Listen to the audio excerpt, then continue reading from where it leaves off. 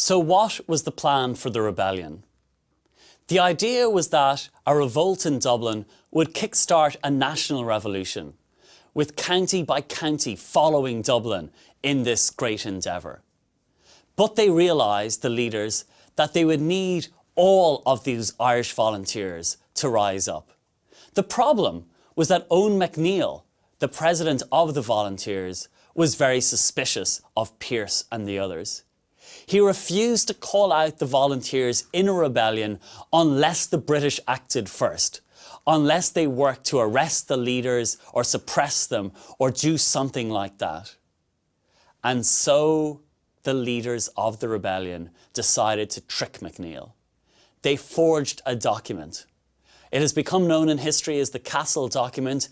It is probably based on a real-life contingency plan which the British had prepared in the event of a rebellion, how they would arrest the leaders and suppress the volunteers. But it seems Joseph Mary Plunkett, possibly Pearse, and some of the others got hold of this, edited it, changed it, made it sound worse than it actually was, and went and showed it to MacNeill. And MacNeill authorised the rebellion. They were also expecting a lot of guns from Germany, and a German ship called the Odd set out carrying 20,000 rifles. Unfortunately, it was intercepted by the British Navy and it scuttled its contents. The ship sank itself deliberately off the shore of Ireland. And so all of the guns were lost. And so Eoin MacNeill decided, maybe we should cancel this rebellion. Especially when he discovered that almost certainly the Castle document that had been the basis for all of this was forged. And he went to Pearse and he said, have you misled me? Have you lied to me? Is this a forgery? And we have various accounts from eyewitnesses about what Pearse said. He said something along the lines of, we have used your name and influence for what it is worth, but we have done with you now. It doesn't matter what you say, the men won't follow you. Well, the rebellion was set for Easter Sunday, but MacNeill published a countermanding order. It was calling the whole thing off, cancelled everything. And so Easter Sunday went without any trouble. The British officers went off to the horse races, and it looked like nothing would happen.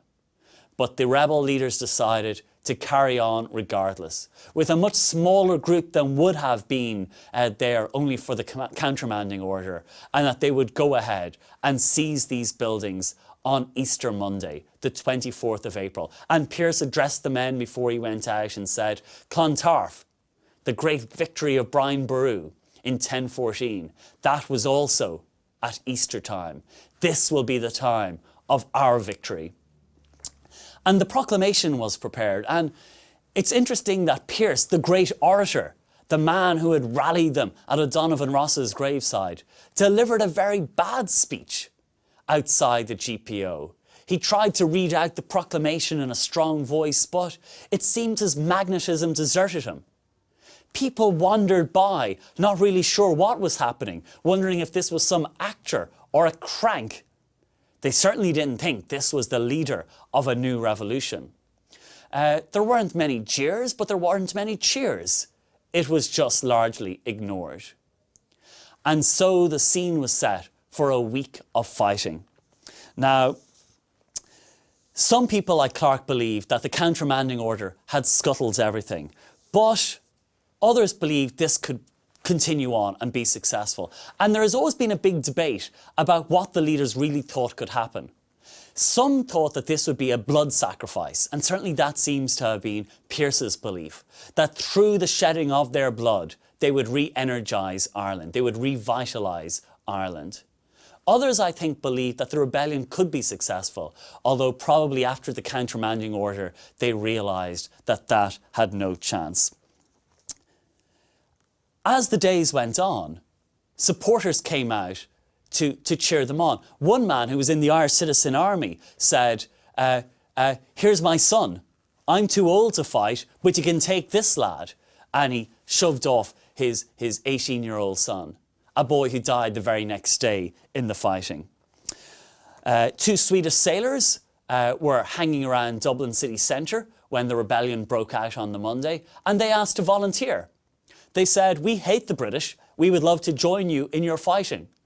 However, our ship is leaving on Thursday, so we'll have to leave then. So is that okay if we're only here for the first few days?"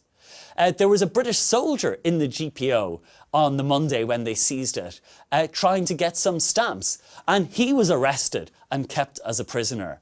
And somehow he found a bottle of brandy and got increasingly drunk. And they struggled to restrain him from shouting abuse at them. They opened up a confessional because a priest was supporting them. And so the priest was able to hear their confessions every day so that the men would not have any sins on their conscience if they were killed.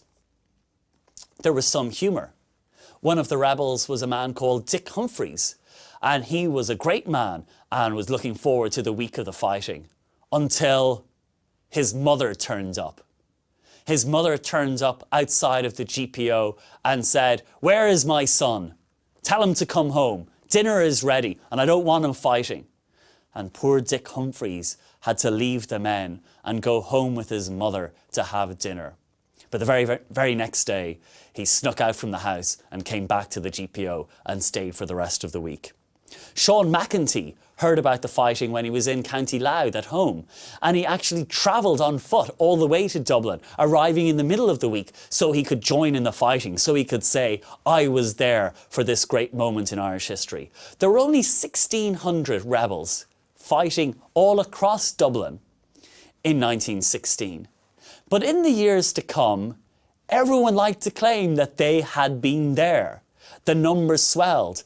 If everyone who later claimed to have been in the GPO actually had been there, there would have been an army of 30 or 40,000 people fighting against the British on Easter week.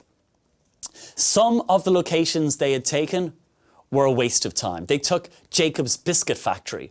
Now, that provided them with a good supply of fig rolls and other biscuits, but it wasn't a key strategic location.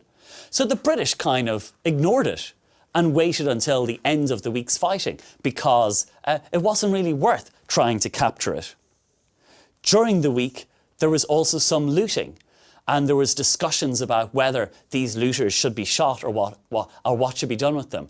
And Pearse was very upset. He didn't want any looters shot. So Connolly stormed out of the GPO and gave a passionate speech to these men. He said, "Steady, boys, we are going to have a good fight."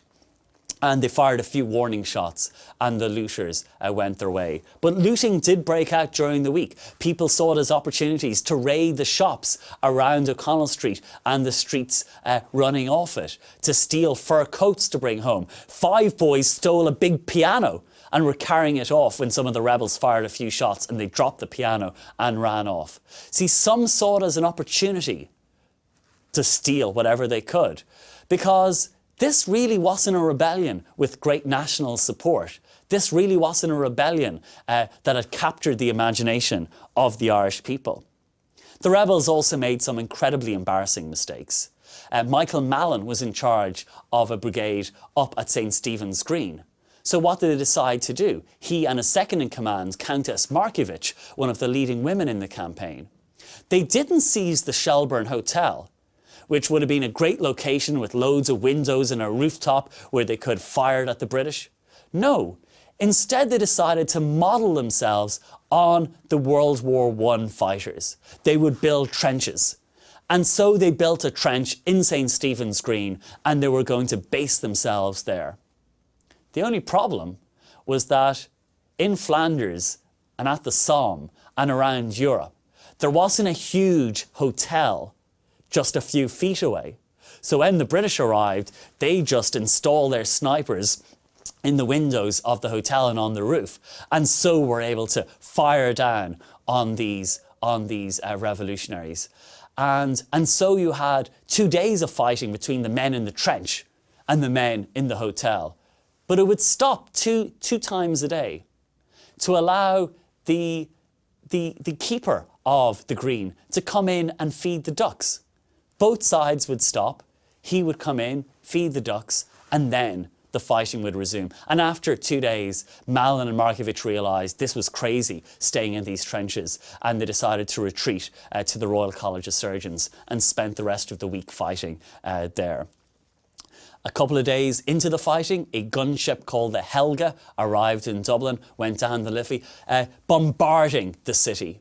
And Connolly's bold prediction that the capitalists would not destroy property was shown to be a fantasy. The GPO was shelled, the other buildings were shelled, and although some of the shots missed, leading some of the commandants to shout, "Hurrah! They have terrible shots," the fighting intensified. There was a waxworks nearby, so they actually captured some of those waxworks dummies of figures like Wolfe Tone and put them in the windows of the GPO so that the British would aim their fire at Wolfe Tone and not at a living human being. Probably the best victory of the rebels was at Mount Street Bridge, where the Sherwood Foresters, an elite British regiment, was pinned down by Irish rebel fire, and the biggest casualties on the British side, about 230 Sherwood Foresters, were mown down by being caught in the crossfire there. During the week of the fighting, the rebel leaders, though, did discuss what they were doing, the ethics of it. Was this moral? Was this the right thing to do? And also they imagined what would they do if they were successful. Should they invite a German prince to take the throne? Should they have no one on the throne at all and create their own republic without a monarchy? Remember that the proclamation had referred to gallant allies in Europe, in other words, Imperial Germany. And as the week of fighting wore on, well, the casualties began to mount and the civilian casualties began to mount. There was a young girl, 13 years old, called Margaret Veal, who was living on Haddington Road, and she took out binoculars because she wanted to see the rebels and she wanted to see the British troops. And the British snipers, seeing someone with binoculars, thought this was a rebel and shot her dead. Thursday night was the heaviest night of the bombardment, and the GPO ended up going up in flames. James Connolly was hit by a ricochet, and he was in agony for the rest of the fighting, and he was no longer able to command it. And actually you see McDermott and some of the others becoming the key figures from that point on. And it was at that point that Pearse is alleged to have exclaimed that at least we lasted longer than Emmet. And they made their way out of the GPO, which was in flames, to the streets nearby, Moore Street, and there they discussed surrender. They said, look, we've succeeded in our aims. We've given a lasting example. There is no point carrying on. Pearse apparently wanted one final sally to charge the British one last time. But in the end, they decided no, the casualties will be too great. Tom Clark, it is said, broke down in tears when he learned that they were going to surrender. In total, 2,614 people were wounded. Hundreds were killed. It was estimated that £2.5 million worth of damage was done to Dublin in this time. And after the rebellion, Patrick Pearse's sister walked down Sackville Street, walked past the GPO to see what destruction had been wrought. And she refused to believe that her brother had been instrumental in all of this. She said, but poor Pat, he wouldn't hurt a fly.